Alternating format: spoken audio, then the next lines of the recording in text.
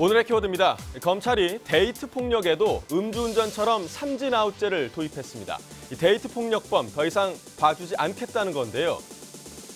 이 내용을 보면 같은 피해자를 상대로 2번 이상 데이트 폭력을 했다가 또다시 데이트 폭력을 저지르면 정식 기소를 원칙으로 하고요. 이전 피해자와 합의해 공소권 없음 처분을 받았더라도 3번째 폭력이 발생하면 구속 수사도 적극 검토한다는 겁니다. 검찰은 또 3차례 이상 동종 범죄를 저지른 경우는 보다 센 형량을 구형할 방침입니다. 이번 조치가 나온 건 지난해만 데이트 폭력 피해자가 10,000명 넘게 생기는 등 사회적으로 문제가 심각하기 때문인데요. 강화된 기준은 오늘부터 전국 검찰청에서 시행됩니다.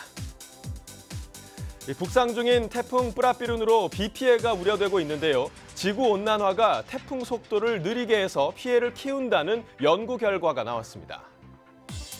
미국 해양대기청 연구진이 과학저널 네이처에 실은 내용인데 지난 68년간 전 세계 태풍의 평균 이동 속도가 10% 이상 감소했는데 특히 우리나라와 일본 지역은 20% 이상 감소했다고 합니다. 미 연구진은 그 배경으로 지구온난화를 들었는데요. 적도와 극지방의 기온차가 줄면서 에너지 격차가 적어지고 태풍의 이동 속도도 줄었다는 겁니다. 온난화로 바닷물 온도가 1도 오르면 습도는 7% 늘어나는데 결국 많은 수분을 머금은 태풍이 천천히 움직이면서 폭우 발생 가능성이 높아진다는 뜻이어서 피해 예방을 위한 철저한 대비가 필요해 보입니다. 여름 산타 할아버지 이야기일까요? 미국의 한 장난감 가게에서 누군가 우리 돈 11억 원어치 장난감을 사서 아이들에게 기부해 화제가 되고 있습니다.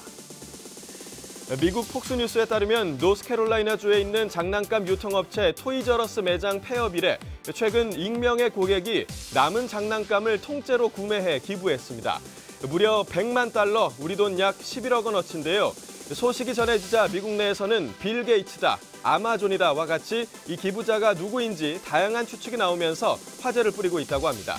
북미 최대 장난감 유통업체 토이저러스는 온라인 유통 채널에 밀려 적자와 부채에 시달리다 매장을 닫기로 하고 최대 60% 세일을 진행 중이라고 합니다. 김정은 국무위원장의 현지 시찰 소식을 전하는 북한 매체들이 소탈한 이미지를 강조해서 눈길을 끌고 있습니다.